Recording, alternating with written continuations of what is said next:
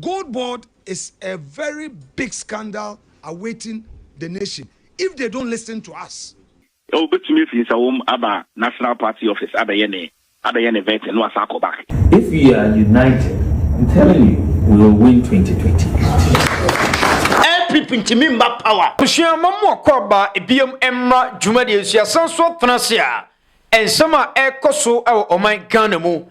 Yade ni nyina ebre ahefo Bernard Antwiwu asia ko chama Wontumi. NPP amanyoko no e de veto no etoa no ewo nsawam prison ense no betodwa no enkomo bebre ena akwakwotwe e de aba quick one. Yebeboram na yedin komo minority leader Afenyo Makin wadin komo Eddie afa good board ho eno achi no Ghana for a bash no quick one yebeko nso na afi no yedin komo Dr. Mahmoud Bawumia nso Eddie sembia kwa kwotudwa kyem se 2028 or win election no eno achi no said the Ghana for su tu jamana na busia sewani ensese me ena me katro Ghana for se ai opposition na Dr. Mahmoud Bawumia wo no onto to niema ye nyesa 2028 no he should forget quick one Yebekom na fe no ebon komanti enen sam doso baransana no commander yenkotie wemra Okay. Tama Wontumi omo de vet no etoa no ewo nsawam prison quick one yentie mra. You see, I'm just wondering. So we say appeal no munye na say almost 2 abamana because I know that as part of the process, I also call vetting. Number vetting no. Now our prison, our fiasi how does it go for the vetting? I mean, you're vetting, they're saying a problem. You're a 9-member committee, you're vetting. Say, Ghana prisons for Amaya Quenya, Amaya Chairman, and National Office, and the vetting. Doc, Yabuche. You are hoping that in every prison, I could vetting. Me too.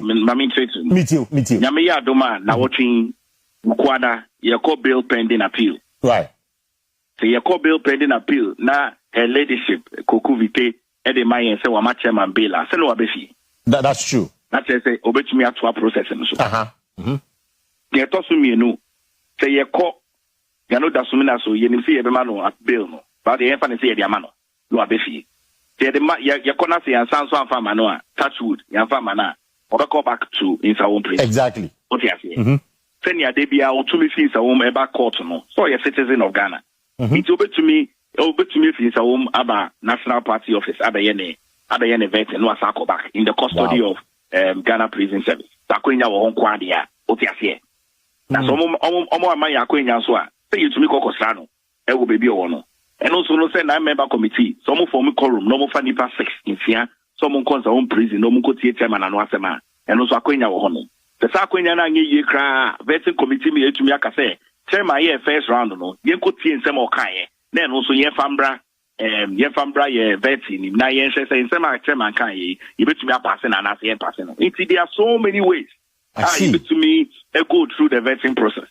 Okay, Commander. Yeah, Director. And then some doso baran Dr. Pargraven sama oria tudwe quick one. Yemungra mwanese aisha MPP amanyoko no. Yeah. To them no, and say na kompesa chama Wontumi be yo national chairman.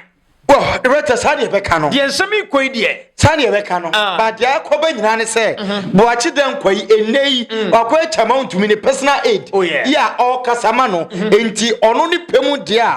Na ne ka chama impie no medi chama na wo mo. Wo sa wa ma, wan na edie. Eni asem no. Director, mama na wasena fo yen hyese na yemie biem na eni nkomo. Enkomo nyina e kan susu se enei. Chama Wontumi susu se still obetima di MPP national chairman. Yeah. Na minim baby a ne confidence ni efri. Se enei odansa wa mu prison. Na others wo gidie se court no be grant ni bill. Na wetima meet NPP for mo vetting date no. Na wa kwa vetting. Impose court amani bail obeto ne nsa fra MPP for mpanifo se committee nimra prison ho. No mo metoto na no. Na omunya no vet ne kama na opase a watwa contest for the national chairmanship position at any person one people man. I you sure say court assembly entimi nka. Okay. But say chairman Wontumi benya bill no. Onya sure say be den. Well, Director, me am it here. Me need GDS say obenya bill. Because chairman Wontumi ya jail no 20 years old. Of course. ɛna asɛm no nyinaa ne sɛ ɛrɛta sɛ wɔ steady cases a nkurɔfoɔ akɔyɛ appeal ama yɛhu no a ɛrɛta ɛyɛ a na sɛdeɛ asɛm no tie no ɛyɛ different from this ɛna wei no appeal no deɛ moyɛ but sɛ wo sign de kɔto court anim sɛ yɛn grant wo bill wabra ɛyɛ jail term na wotwa ɛrɛta misusu sɛ ɛyɛ very difficult anka bi achama ntumi okɔ prison ɛna biribi asi na doctor report so yɛde kɛseɛ bi aba abɛbɔ no rɔta ɛno mpo ɔmbɛtumi asere so sɛde yadeɛ no asi ɛso na ano ɔden fa no ɔmo ɛsiki for bill na nka ɔmra fie na ebi kura ɔntu kwan kɔtwa no ho yadeɛ na ɔnsan mra but ɛnyina nim sɛ ɔyɛ prison candidate a ɔdam enti ɛba saa ɔkɔ a ɔbɛsan aba but ankɔyɛ saa na akɔ sɛ o asɛm no misusu sɛ menifɔ meyɛ appeal na monsan me bill na mɛtena fie da mefa mɛtena fie deɛ a I don't think sɛ ɛbɛyɛ yie ɛnyɛ adwuma saa but to the extent sɛ ɔmɔda so wɔgyidie sɛ ɛnɛ yi election omo ko in September no wontumi betima contest no minni baby asavim ne free ene asem no say aka few months na ye ba beto aba na MPP fo say omo ogide say chama wontumi be pia free prison it seems say agro MPP fo ani so sorry to say mu fa ncheme wo the right am say day in day out enema bi ko so MPP ma say wo gina akire na wo hwe a obeka so omu di agro ebi ni de wo kan say chama wontumi prison na obi a ote politics ase all sound mind e gina bonte kasa wo mframa mu say chama wontumi be pia free prison aba be kwakoye vet no vet wi a na wasan go back to prison e toba dwene say agro na nipa ni di ana ye ni bresem say ye poyando na edi nkomo wo ya ye beka say jokes aranya poyando na edi e ye pa grave wa che dankwa e na edi nkomo wo yi enti bere no aka say na ni mmere na ni abre e ye ni bresem but on function itrim say said your mind mmere ni sitie no e be very difficult say chama wontumi betima contesting na NPP as a political party or can be so say and say she say NPP vetting committee no 9-member committee no mu be 6 ebe kon say wo prison no makoto to chama wontumi anu ho at the moment NPP for ebe take side decision we say omo be suma nkrofo akonse wo no side na MPP egu ya ensori bi yeah because eba sa na che say one person penti party na bu omo mra so and move vetting committee no from party headquarters ediko prison ebin sida de ayenkoti we mra so on say na Afenyo market nam edi nkomo fa gold board ho Afenyo market peso ya no di gold board eto from na de entie nkomo we mra ekoba information bi ho. Gold board is a very big scandal awaiting the nation. If they don't listen to us, if they think we are being personal, the international institutions will start cracking the whip on them. There are things I know they don't know. Or there are things that they will tell us in opposition, they won't tell them in government. I'll say, Afenyo Markin is being personal. He's a better friend, so I can understand. You can see the hatred and bitterness in his voice. Sammy Gyamfi, why are they? Okay, so what did he also say about the IMF report itself, Chairman? Okay, me too. You see, time our opposition, he criticized everything. I don't think that criticism or criticizing MPP for criticize or honor as an individual, even 1%. When it comes to the institution, I don't think the institution MPP are criticizing institution even 5%. You see, Chairman General, take this from me as my very honest view. This is me as a person. I'm young. I don't envy success because I have seen success. I celebrate success, so I don't envy success. If Gold Board is doing well, I will be one of the few or one of the many who would come and praise Gold Board. But it's doing well, is it not? Gold Board is failing. How? Gold Board. But I don't know why. Gold Board is failing. It's not me who is saying it. It is the IMF that is saying it. Let's break it down. IMF is saying there the gold purchase program has led to a total of 22 billion losses. Now, if gold board is not failing, or if these losses are not true, why one minority ye raise the issue no? Now first the fees no are what you aggregators no. Now I will break this one down. Chairman General, gold board were a regulator and a buyer. One have the monopoly. The gold biano there small scale miners will go in one water. That is one, a buyer.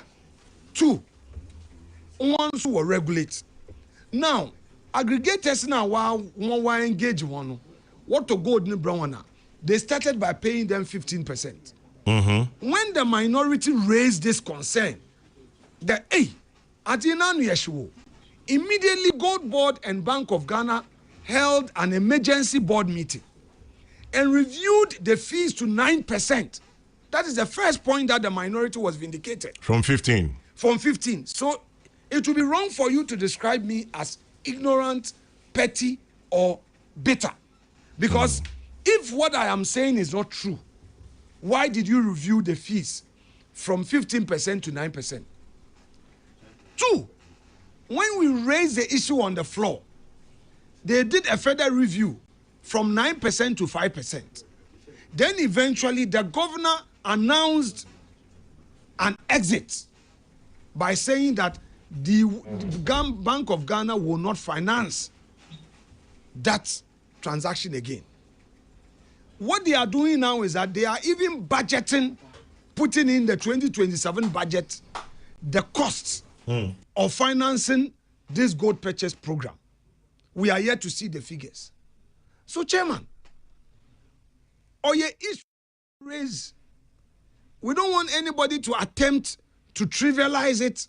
Then people will be hired on social media, go and insult Afenyo market, go and insult Abno Sayasari. Abno Sayasari is a very respected legislator, member parliament. Okay. On kasa keke. But you see, Yenyanum NDC for no. They criticized, yet when you are criticizing them, they get offended. They are rather being personal. Look, this is the most constructive opposition in parliament Ghana has ever had. We don't go personal. I want NDC Nibiara, even on Pema Semumpono, to itemize one by one where I was personal in attacking personalities in their government. I showed them a great deal of respect. From the president, to the ministers, to the chief executives of institutions, because I want to raise the issues. But as a leader in opposition, you don't expect me to be taking tea with you. Chair, there are a lot of things that we see, and because of the nature of those issues, we tell them in private that go and correct it. It's not everything we say in public, because we've been in government before. It's not everything that I know that I'll come and say, sit here and say because no here, amembu, you should know the limits. You should know the red lines. You should know the things that you say in public and things that you don't say in public. So when we are talking, they should listen. They shouldn't take them in pen. Why, Mupocho, Chairman, Mupocho, at the risk of, I don't want to say something that Obi Hunka or the one who basically one day it boost. Ebaze na meshisho oviaze. Why? What is it that Obi ne success you envy? Envy the person for what? Okay, Commander. Yeah, right. Alexander Afenyo market. Okay. But quick one, you gram. It seems NPP for no person we ya no the gold board on to form. Yeah. So they be a drama man na buying. Okay. You babo with Dimbone 2028. But quick one, you gram way. Wow, right. Pen koma. Danger to omudi no. Bibia kyerɛ sɛ ampa gold board ye NPP target say omo di gold board behwe fom oh yeah but afanya ma kinidi nkomo bi se o on tie gold board onu nani mmiri obia asem ne se obia ni ho a otan na opese osayo a obegina bontai announcement se metan mekun mesel obi anya sa obi obesa bia no na chese na opewasem na mmoye ni bibia ye ne ya enti no wokasa debata obia ni ho a opewakun ya ode benam abonten akotena mfidie anim akase mekun onye sa de no debata tie nkoma wodi enwuram osi IMF e kire mu se gold board adwuma omu ye enya adwuma pa na omu boka susuro na IMF kra no se oti omu nkoma e chese gold board ba ye gold board aboka over 18 or 20 billion dollars the rest na me bisa se enia auditors no audit na omu koye no omu ye ne sen ye because say audit e wo Ghana ha bia se onti bibia se as opposition party and as a leader of MPP mo minority caucus na ye obetima ni say auditors ne report no eno ne final report wa obetima gina so e dia make you argument enti na nke o say omutie auditors ne nsem na omukan no na omukan mu yie na omudi ano drag NDC fo ekogina parliament na nke omusem gold board CEO na obepiem e wo parliament na omubisa no ensem bia auditors no asinipi e wo gold board report nim said ye be betima gina no so akase ampa gold board e boka but auditors ne audit we no auditors ne sesen auditors ne see gold board adwuma mu yi e ye finchim gold board e moka edi se nei obi ko gina ba bi ka kire se gold board enye adwuma pa o ma boka IMF sia no hu se nipa kro no ye trofo ena medi IMF nkome wo ha se director obia pese adwuma wo ye bi o benefit IMF koye wo nyina no International Monetary Fund no o madwuma ne se o mo hwe wiase ama nyina no wo awusika sem esei no ma bobosia no ma control wusika sem enti o mo fa so mo benya ne se o mo bobosia no mo control sika sem a o mo di interest ebe to bosia no so enti financially o mo benya income e dey free wo ho they have control over your economy any wusika sem enti se sa de ni ho biema IMF adwuma be no be eni asem enti IMF ni benya ankada bi ade achiade sa no na aman bebre sika sem esai especially Africa ha se de be ya o mo benya adwuma ye se sika sem ni nyina ye na obi economy ya IMF it is dead and gone Encrophone so ye adwuma IMF wo encrophone di o mu sika e invest wo IMF because o mo gi sika na o mo de bo aman hodo obusia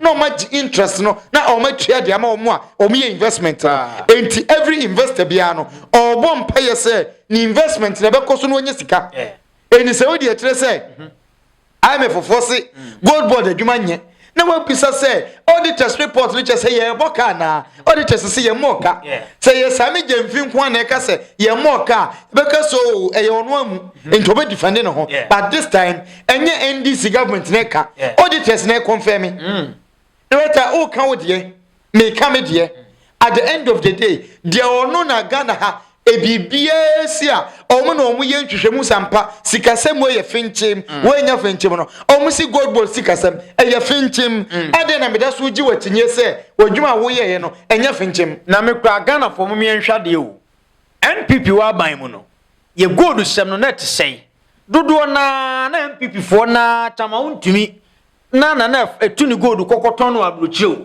edina oman no enya so mfaso bia ena omo atu na abrofo no so aba beto na omo de atwifam na omo de ko ena nda Sammy Gyamfi aba na o de Sammy Gyamfi diska ni bi na oman na nya so mfaso a se wo nke fa ne sa because se otoka ma obi na ka na wo de ma ni pass machine no ai mo oni abigi na wa ha matoka ma abigi abigi America ma no yi ai Wontumi kwa me yeses dem chowati ase otwidi sa antika na meto ma no kwa so ma mfaso ma me ena magia ma cameraman yi anase magia ma wo commander okoya no me se da bia wo de yeses 2 million okwa na de 1.5 aba o se o na de na adwuma nye okwa na de 1.5 aba ni mienu no ayefo mo be di he ereta obia be di odi bi ba abigi tinchen o se one so call no the 1.5 na aba so de 1.5 nti ayefo we na mu ni sei na adwuma nya nti wo de 1.5 eba only 50 cedis no on for 1.5 mra Ghana for say ye okay ereta Sammy Gyamfi niska no asem na nye o economy ni ntimi sustain say ye okay asema o kan yi atwe madwa konkomo bi so pa gold wa ye tu Ghana ha no under NPP administration large scale mining small scale mining any even illegal miners omu nyina kaboma gold wa na ye tu no se ye da so tu under NPP administration enso science has say enso science has say ye fa ne sa right na say NPP ye tu gold emfie 9 less than $10 billion. Na enei NDC ba baimu na afe baako yenya $10.8 billion. E kire se emfie 9 no omo ba more than $40 billion. Na se omo hwie na emfie 9 fa ne se omo ya kromfo omo di $10 billion. Na emfie na omo ma $30 billion.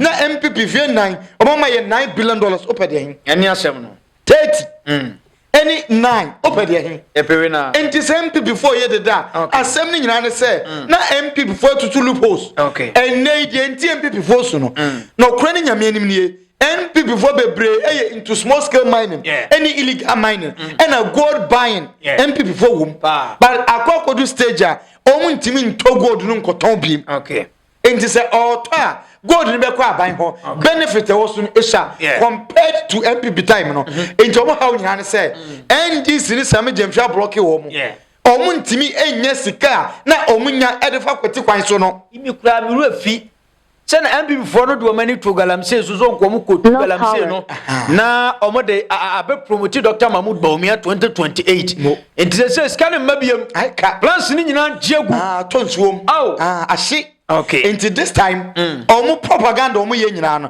omo benya na nka gold board agu but ye hwe de beko quick one yenya sa dwuma emfamfrio yenkotie Dr. Mahmoud Bawumia mra na mo de mo yenkomo bi a Dr. Mahmoud Bawumia di the newly elected Greater Accra Regional Executive led by the chairman Dr. Okoboy.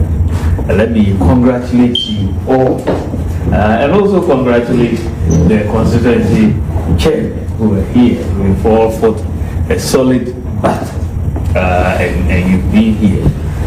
I know Dr. Okoboy very, very well. We are very good friends. He's a good man. He's a unified. And he's very humble, if you know him. And I believe that he is going to really bring us a lot of seats in Greater Accra. The goal for all of us, is to win the 2028 election.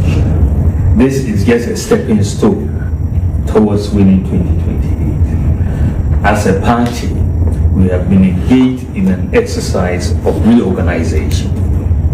We've had our polling station elections, we've had our electoral area, we've had our constituency, we've now had our regional election, and we will culminate that process on October 3rd with the national elections. And therefore, at the end of that, the party will be in a good position to have that vehicle that drives us to victory in 2028.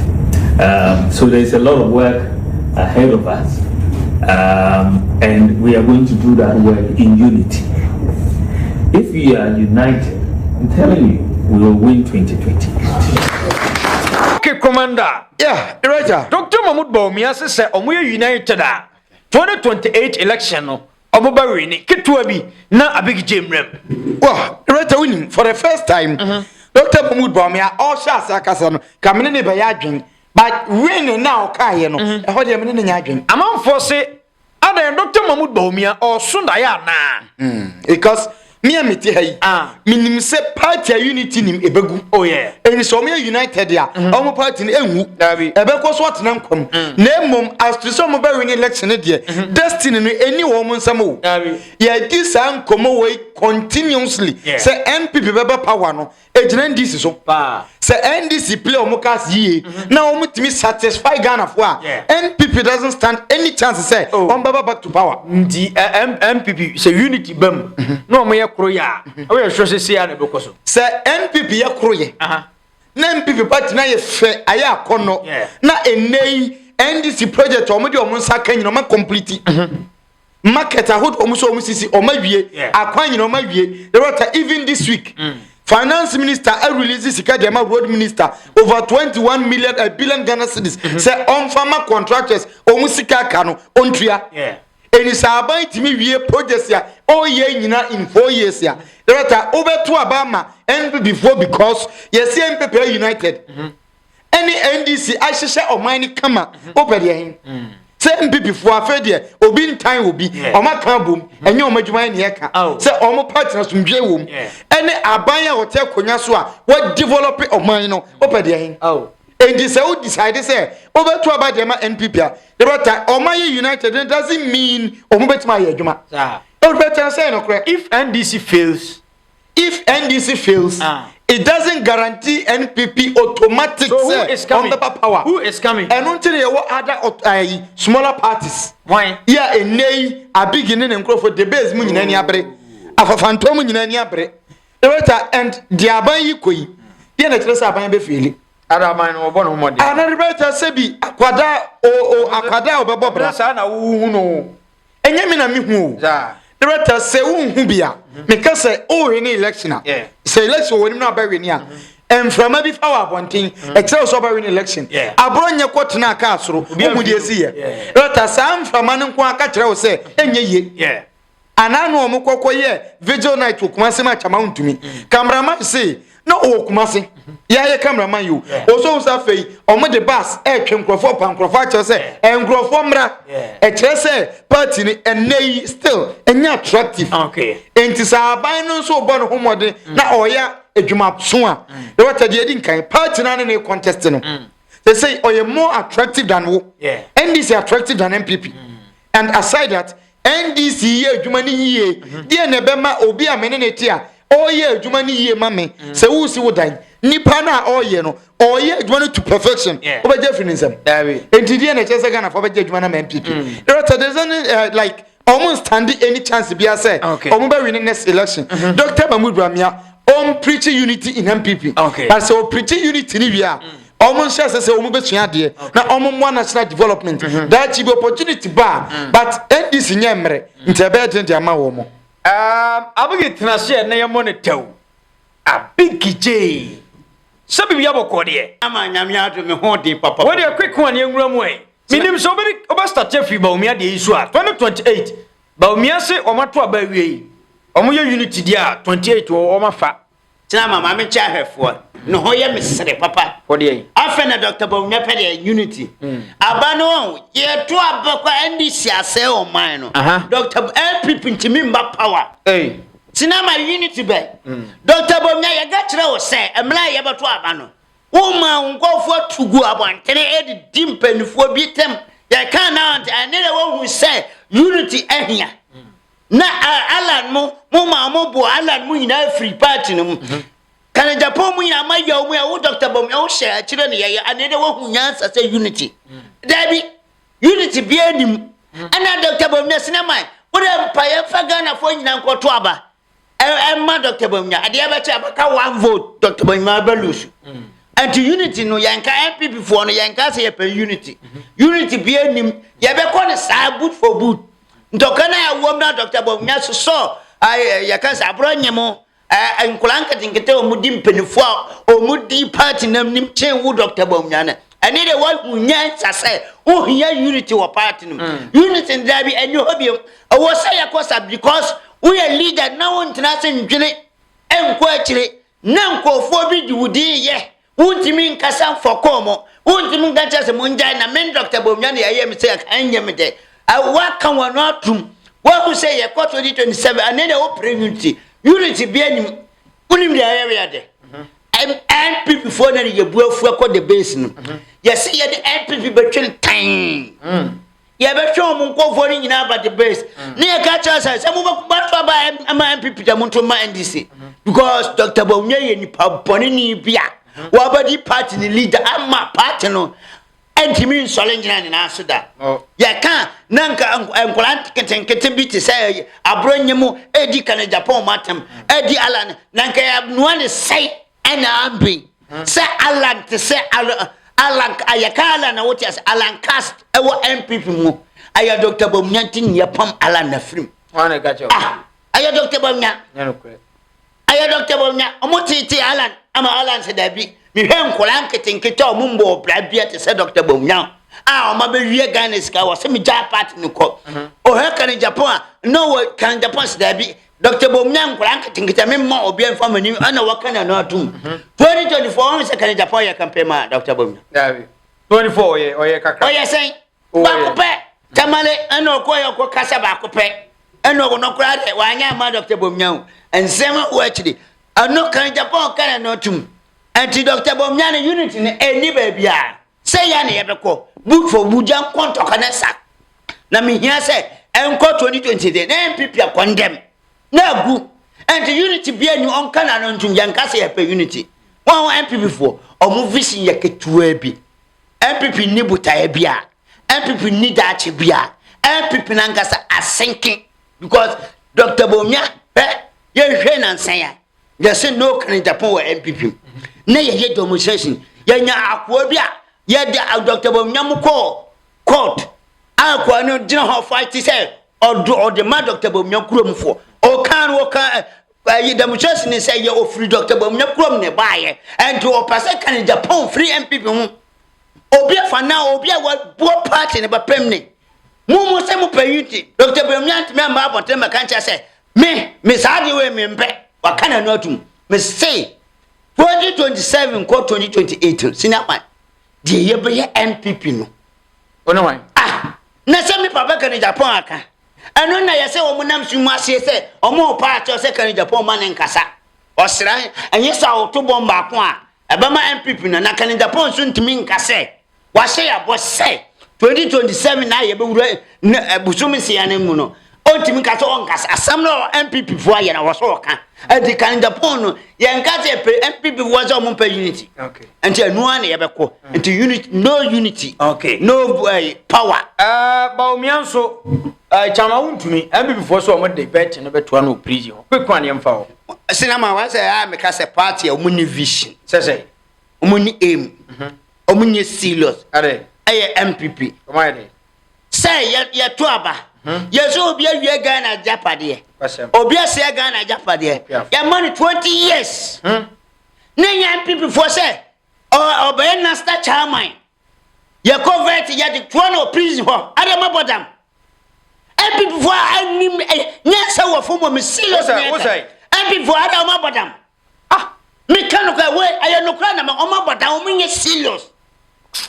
o ma dwenu wo fom party we ne ye say ye wo men ye wo creative ye wo alive ade chama otumo ye hoya o ye hoya and MPP for nye serious I tell say one nka samble one MPP for ye serious one nka also mo de pressure good do Mahama so say Mahama won't o mo no say MPP for kasa o mo nim hwe o mo hu say papa ne ye aduma and o mo timi nka MPP for ye serious mo de vetting kotwa yakase chama Wontumi wa prison wow wow enkula kwan wo party nim enkula omushesha omunum no fo nti omoni hwe wow wow omushaw MPP nya serious wow cinema kan chama Wontumi wow and wow Wontumi nya vetting wow wa nya vetting MPP agu wow cinema MPP na nkasa no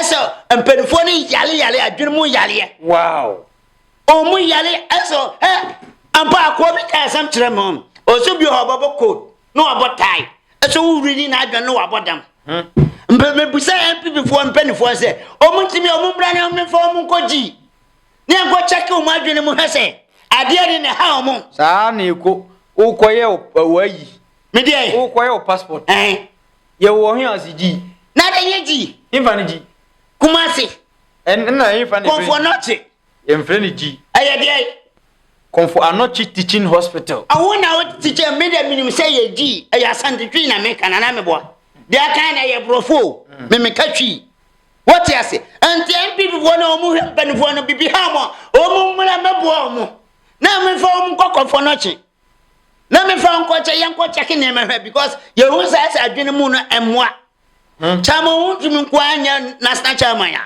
MPP nye yana we Miss Sinamai, part of any serious.